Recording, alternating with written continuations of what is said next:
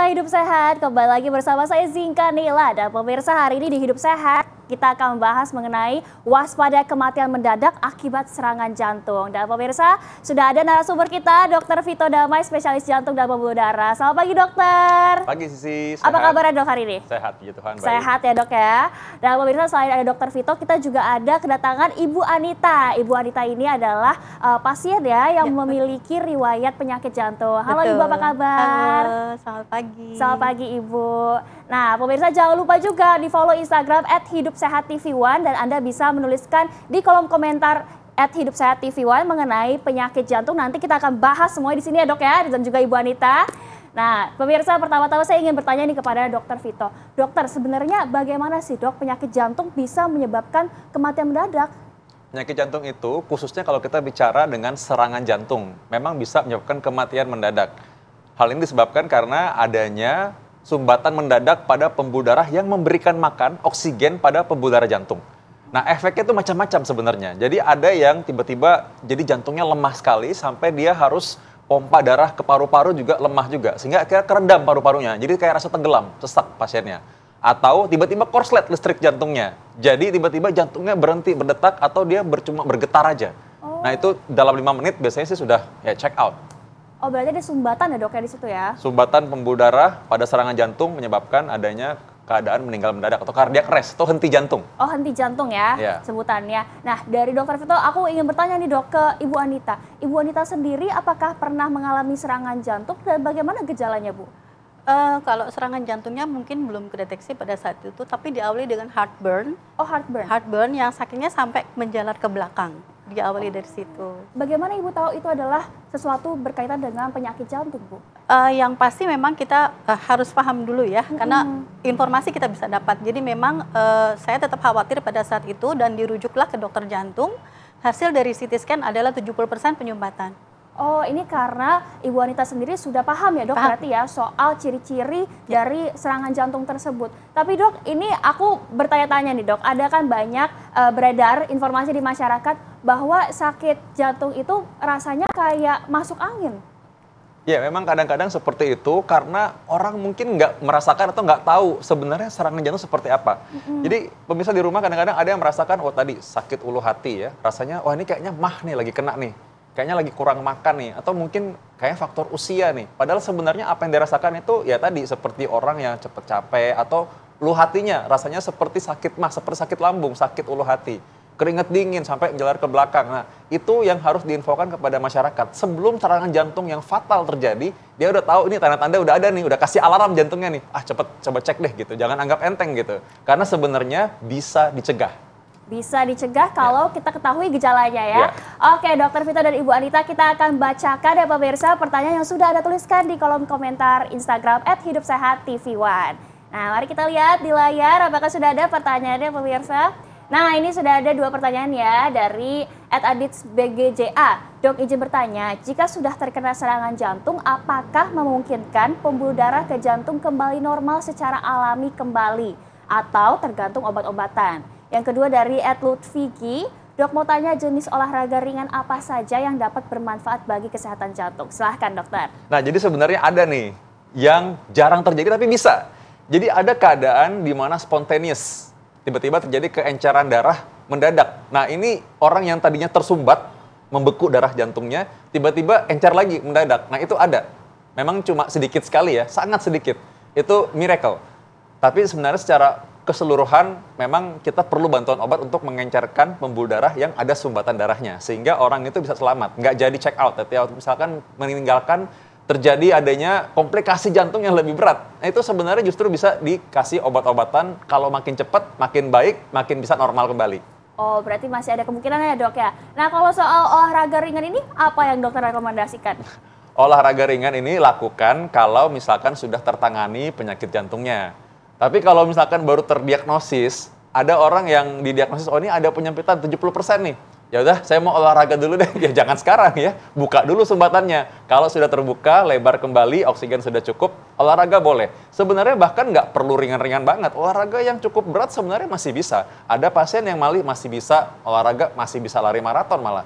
Karena dia ketika serangan jantung sekalipun, dia cepat datang atau dia belum sampai serangan jantung, kondisi jantung masih bagus, tapi tahu nih gejala ada sumbatan nih.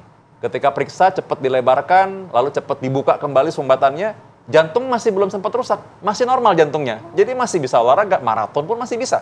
Oh gitu, berarti harus disiapkan juga ya dok ya pemeriksaan dan juga olahraganya. Jangan kita langsung olahraga langsung terus gak diperiksa ya. Ya jangan. Dokter, ini ada fakta mitos juga nih pemirsa dari Bu Anita. Katanya henti jantung itu banyak menyerang di malam hingga pagi hari. Itu fakta atau mitos? Tapi jangan dijawab dulu dokter. Pemirsa, kita akan kembali lagi usai jeda berikut ini. Pemirsa, Anda masih menyaksikan Hidup Sehat dan tadi kita masih berbincang soal kematian mendadak akibat serangan jantung. Nah, Dokter Vito, tadi ada pertanyaan yang kita gantung ya dokter ya. Apakah memang henti jantung itu banyaknya terjadi di malam hingga pagi hari? Ya, ini benar fakta. Fakta, kenapa tuh dok? Ya memang jadi karena ketika malam dan pagi hari itu biasanya tensi orang-orang yang normal cenderung turun, cenderung makin rendah. Detak jantung pun cenderung makin rendah juga. Artinya jantung kerjanya makin ringan. Tapi orang-orang yang cenderung memang udah punya risiko serangan jantung, dia akan makin tinggi malah. Tensi juga malah makin naik. Jadi karena itu risiko. Lalu juga orang yang cenderung ketika di malam hari harusnya hormon stresnya itu menurun, tapi orang yang punya risiko malah hormon stresnya malah meningkat. Lalu cenderung ketika malam hari itu orang memang lebih gampang membeku darahnya karena lebih lambat flow-nya atau alirannya. Jadi memang aliran itu orang lebih sering ya serangan jantung atau stroke juga sama itu malam atau subuh biasanya. Oh. Jadi bukan pada saat olahraga ya. Nah malah kebalikan kan orang pas mau tidur itu ya dok ya? pas ketika tidur. Oh pas ketika tidur. Pas subuh-subuh, nah ya, itu paling sering. Nah itu makanya kenapa iya. orang paling sering tuh subuh-subuh kebangun ke UGD. Paling sering tuh serangan jantung malam atau subuh-subuh. Gitu. Oke, pemirsa, Dokter Vito dan Ibu Anita, kami membuka segmen ini untuk Anda menelpon dan konsultasi secara gratis ke Dokter Vito mengenai penyakit jantung ya dokter ya. Jadi Anda bisa langsung hubungi nomor telepon yang ada di layar televisi Anda pemirsa. Nanti kita langsung bahas bersama-sama di sini. Oke, Dokter Vito, sebenarnya ada nggak sih dok gejala-gejala yang kita harus ketahui nih karena ini sudah pasti banget serangan jantung? Oke, gejala-gejala yang khas ya, atau ini gejala-gejala yang tipikal banget. Jadi gejala yang khas itu adalah orang kalau jalan biasanya nggak ada apa-apa, ini sakit dada. Nah ini ketika dia jalan mungkin biasanya jalan 100 meter nggak apa-apa, ini tiba-tiba jalan dari parkiran aja ke mobilnya sakit dadanya. Ketika duduk di mobil hilang. Atau lagi rapat ngomong panjang lebar tiba-tiba sakit dada. Dia duduk lagi hilang. Sakit dadanya tuh sampai kadang-kadang keringet dingin keluar. Atau capek banget rasanya. Nah ini udah harus hati-hati karena ketika dengan aktivitas atau dengan stres yang meningkat ternyata dia membuat dadanya sakit. Dada sakit itu tanda bahwa oksigen ke jantung itu mungkin berkurang. Nah kalau ini terjadi apalagi udah tahu berulang-ulang ya itu udah alarm jelas itu. Oh berarti kalau misalkan kita beraktivitas tapi duduk hilang itu berarti ada benar-benar gejalanya ya dok ya? Lah justru itu karena berarti ini belum serangan jantung tapi udah cikal bakal serangan jantung, udah potensi serangan jantung. Jadi kadang-kadang seringkali pasien itu gini, iya kemarin lagi aktivitas jalan sakit, saya duduk udah enakan, apalagi saya kasih balsem oh hilang. Jadi ya sudah udah sembuh, nggak sembuh itu memang tandanya lagi istirahat, jantung ini kan kerja keras karena kurang oksigen makin kerja keras makin sakit.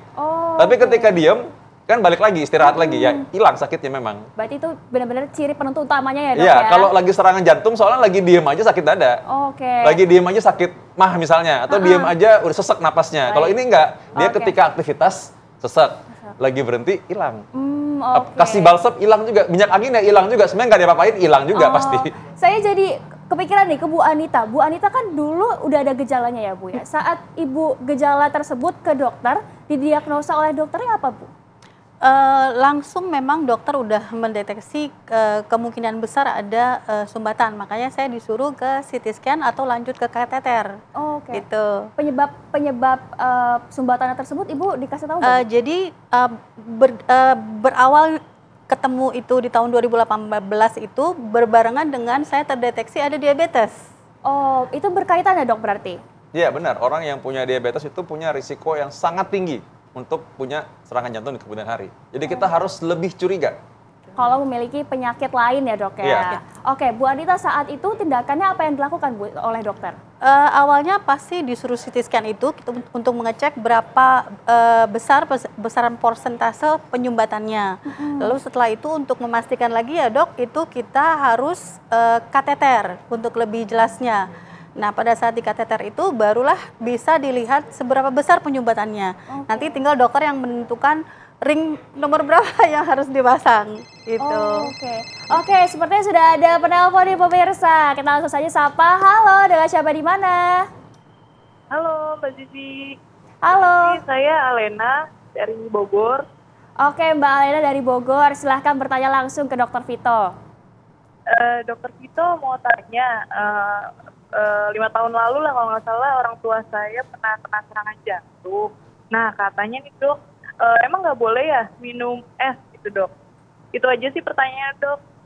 Terima kasih dok. Oke, silakan langsung dijawab dokter. Ya. Terima kasih Mbak Alena. Baik, Alena dari Bogor ya. Ya, mudah-mudahan sekarang orang tua dalam keadaan baik dan stabil ya. Orang yang pernah kena serangan jantung ya sebenarnya nggak ada hubungannya sih, boleh aja minum air es, nggak apa-apa memang. Hanya kadang-kadang ada yang peka banget, dia kalau minum air es itu dadanya rasanya nggak enak ya, rasa dingin ya, dan dia rasanya nggak nyaman dadanya. Tapi secara umum sebenarnya nggak ada hubungannya sih. Boleh minum air dingin, air hangat pun nggak apa-apa, air es pun boleh ya, nggak apa-apa, nggak masalah. Yang penting sebenarnya ya, apa yang menjadi masalah sudah diatasi, penyumbatannya sudah dibuka, itu intinya.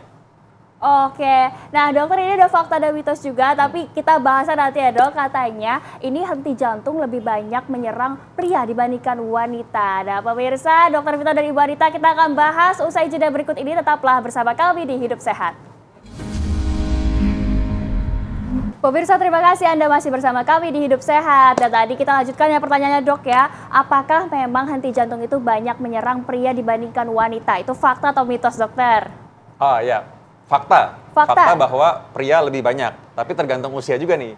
Kalau usianya 40 tahun ke bawah, banyakkan laki-laki. Kalau misalkan 40 tahun ke atas, itu mulai imbang. Karena pada perempuan sebenarnya silent killer nomor 1 adalah penyakit jantung. Bahkan di atas penyakit yang lain. Gitu dong. Jadi justru penyakit jantung itu sangat sering pada perempuan di atas usia 55 tahun atau sudah melewati usia menopause. Makanya penyakit utama pada perempuan adalah sebenarnya masalah jantung, terutama ketika melewati usia 55 tahun atau masuk masa menopause.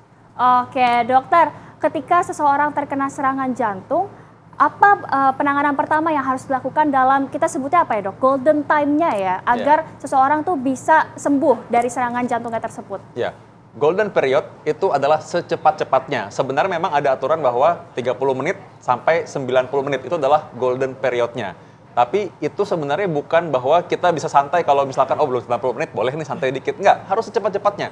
Makin cepat ditangani, makin cepat dideteksi, kerusakan jantung makin minimal. Jadi jantung tidak makin lemah atau makin bengkak. Jadi bisa setelah serangan jantung, kalau cepat banget, hampir nggak ada sisanya. Orang masih bisa olahraga, masih bisa lakukan aktivitas seperti biasa. Oh gitu, berarti memang ada golden period-nya dan ini harus segera ditangani ya dok ya, dalam kurun waktu 30-90 menit. Oke, ke Bu Anita. Bu Anita boleh Bu berbagi tipsnya kepada pemirsa yang masih takut nih Bu soal penyakit jantungnya ini. Bagaimana Ibu kemudian bisa sampai saat ini sudah sehat walafiat gitu Bu? Iya, kalau tips dari saya yang pasti tentunya hidup sehat ya dok ya. Dan harus mengenali alarm tubuh kita sendiri. Kalau memang udah merasa tidak nyaman, sebaiknya kunjungi dokter apa yang memang dikeluhkan. Kalau memang keluhannya dada sakit, bisa ke dokter jantung. Dan setelah misalnya ada penanganan atau misalnya sudah dipasang ring dan segala macamnya, usahakan untuk bisa stabil, istilahnya menjaga pola makan, olahraga. Kalau saya nggak perlu yang berat-berat, sesuai saran dokter, either itu sepeda ataupun main alat ringan. Jadi biar supaya otot jantungnya tetap terjaga, tetap sehat. Gitu, baik, terima kasih Bu Anita. Dan terakhir dari dokter, silakan dokter tipsnya kepada pemirsa. Tipsnya adalah mencegah lebih baik daripada mengobati. Jadi kalau misalkan kita deteksi lebih awal, lebih baik daripada terlanjur menghadapi komplikasi. Jadi jangan pikir bahwa takut ketahuan sakitnya apa. Sebenarnya kita nggak tahu pun sakitnya tetap ada. Jadi karena itu cegah dari awal supaya tidak sampai menyesal kemudian. Baik, terima kasih banyak Dokter Vito, Ibu Anita atas informasinya hari ini. Dan pemirsa, terima kasih banyak Anda telah menyaksikan Hidup Sehat selama 30 menit terakhir. Dan jangan lupa saksikan Hidup Sehat setiap hari Senin sampai Jumat pukul 9.30 waktu Indonesia Barat. Bersama saya Zinka Dela dan segenap kru yang bertugas pamit undur diri. Indonesia, Hidup Sehat.